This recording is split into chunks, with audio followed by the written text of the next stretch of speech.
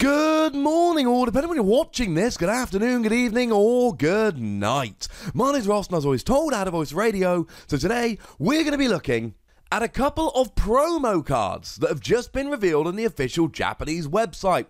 That's right, ladies and gentlemen. Apparently, revealing the whole of Sun and Moon 7 was not enough. We had to have more cards revealed today as well. Bit of a pain, but you can't have it all, ladies and gentlemen. So let's sit and have a look. And a lot of sites don't have these particular cards as I'm recording this. They may well by the time I actually get it online in like an hour, 2 hours time. But that's not the point. The point is, at the moment, these are cards which are not around very much. So, we've got a Deoxys and we've got a fairly interesting item card. So, starting off with the Deoxys then, this is actually up on LimitlessTCG.com. The lovely David Hochmann sent it to me over Facebook and went, "Hey Ross, haven't seen this anywhere else yet." And I went, "Hey David, good point, man." And then the lovely Antoine Boulay also sent it to me over Twitter because, as I've said on a number of occasions, Antoine Boulay is a lovely man. So starting off with the basics, it's got 110 HP, and there's no way around it, ladies and gentlemen. This is pretty gosh darned low. It's not particularly good, we're not particularly excited, and it's got a weakness to Psychic, which is a bit of a pain because obviously Garboda will have a field day, but Espeon will do quite a lot of damage very quickly. Then you add in the retreat cost of 2, meaning that Escape Board will not get a free retreat after rotation, and the basics aren't looking particularly great, although you are hitting for weakness against Espeon and also Buzzwole, and since Beastring came out, Buzzwole really is rising to the top of the metagame. So it's got a nice little ability here that says, once during your turn, you may move 1 energy from one of your Pokemon in play to one of your Deoxys in play. It doesn't actually have to be to this Deoxys, it can be to any Deoxys, and both David and Antoine got the same translation here, which means it's 99.9% sure to be correct. This is really nice. Now, there are some other Deoxys in Sun and Moon 7, we will get a video on them in the next couple days. But for the time being, this is a nice ability. It means you can use stuff like the aforementioned Beastring or Max Elixir, or even something like a Malamar or whatever, to get the energy on any Pokemon you like. You can use any energy acceleration onto any Pokemon, and then you can use this ability to move it over. And obviously, if you've got more than one of these Deoxys in play, I should mention, if you see the symbol there, it is a gym challenge promo, both of these are. So if you've got multiple of these in play, you can use this multiple times and get your Deoxys going from nowhere. It means that you can just stick it down, move a bunch of energy over, and you're off and rolling. I mean, being a psychic Pokemon means it will fit nicely into a Malamar deck anyway, and being a basic Pokemon means you can use Max Elixir onto it anyway. But the key thing here is you've got plenty of options. You don't have to have the Deoxys down when you play the Max Elixir. It means you can do dumb stuff like play a Max Elixir onto a Tapu Lele, for instance, not something you'd usually want to do, but knowing that you can move it over to this Deoxys or any other Deoxys in play at some point later in the game. As far as I'm concerned, this actually makes it a very, very useful ability indeed, and I can see this being a really good tech on this Deoxys, or on the other Deoxys in Sun and Moon 7, or even on any future Deoxys that might be released. Although, just a quick heads up, this is Deoxys. So if you're playing an expanded and you get a Deoxys EX, doesn't count.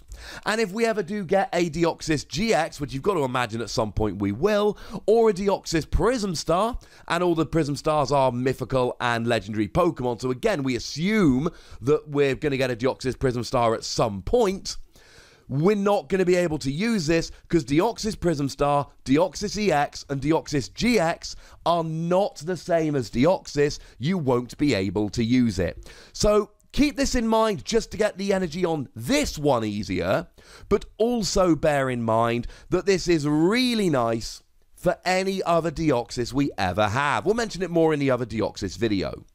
As for the attack here, 100 damage during your next turn. This attack does 50 damage instead. And again, both Antoine and David got the same translation here, so you've got to believe that it is the correct one.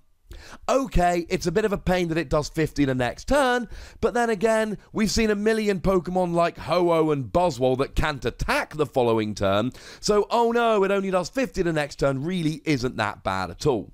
I'm okay with this. It's 100 for free energy, and yeah, it's psychic, colourless, so you can't use double colourless, which is a bit of a pain, I grant you.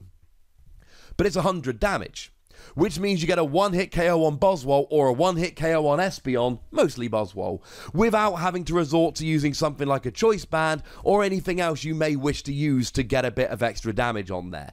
It is a really, really good attack. It is a non-GX that can just straight away get a KO on Buzzwole.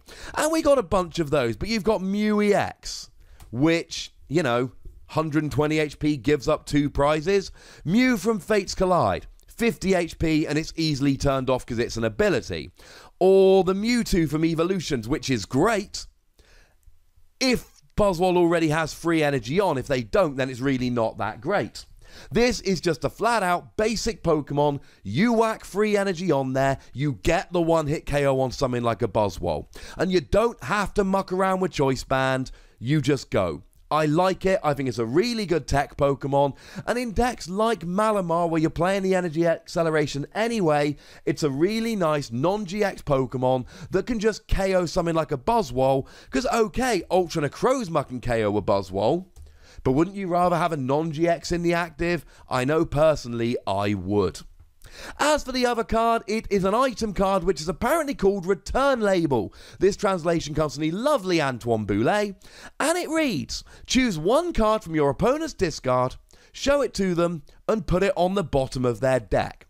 This is a really weird item card, ladies and gentlemen. This is a really weird item card. And I don't really know what to think about it because, I mean, there's plenty of cards like Guzma and Double Colorless Energy that you are just never going to want to put back in your opponent's deck because that's a bit of a pain. But you can screw up the maths here. So let's say your opponent really needs a Guzma in order to win the game. And let's say they're going to have a 14-card deck and they're going to play a Professor Sycamore. They have a 50% chance of drawing the one remaining Guzma in their deck. So if you use Return Label to put another card on the bottom of their deck, then all of a sudden, they've got a slightly lower chance of drawing that Guzma to win the game. Or let's say, for instance, they're playing a Max Elixir with 1 energy and 6 cards total in their deck. They are guaranteed to hit that Max Elixir. But if you've played a Return Label, all of a sudden they've got 1 energy out of 7 cards, and there is a 1 in 7 chance they will whiff this. It's kind of fun. I don't know if I really expected to see any play, though, because you just don't really want to put cards back in their deck very often. I mean, any vaguely useful card, they're going to be like, sweet, now I've got this resource back, and it will make them deck out like 1 turn later. It's a bit of a weird one. However, you do potentially run the risk of being able to clog up their deck a little bit. I mean, certainly before rotation, you can pop something like a Bridget back in their deck, or maybe you're not playing a deck that hits the bench and you put Mr. Mime back in their deck, but most of the time our decks are full of quite useful cards. Maybe late in the game you chuck a B-String back in their deck after you've taken so many prizes that B-String can't be used. It's kind of the opposite of your opponent thinning their deck to try and make sure they draw into what they want more easily. But it's 1 card. I don't think it's going to make a huge difference. Essentially here, you're trying to clog up your opponent's decks so they're less likely to draw what they want. Honestly here, I think our decks are too precious right now, and there's other cards that we can just play instead. I mean, not many people are playing Town Map at the moment, because they haven't got space for it, but a lot of the time knowing what our prizes are is actually really good. And if we're not making 1 space in our deck for Town Map, are we going to make a bunch of spaces in our deck for Return Label? I think it's really weird as an item, and I'm fairly sure it's unique, although if I'm wrong, please do correct me in the comment section. And I like that it's coming out. I always like new cards. I like being able to talk about new cards.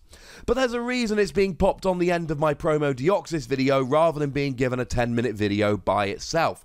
I do think it's interesting and I think it's kind of cool, but I don't look at this card and think, oh, I want to play this in X deck. So you know what? I don't think it's a particularly good card. I'm going to be giving Deoxys between 3 and 4 Wassies. We don't give half Wassies, that would be barbaric. I think it's a really fun tech in a whole bunch of decks.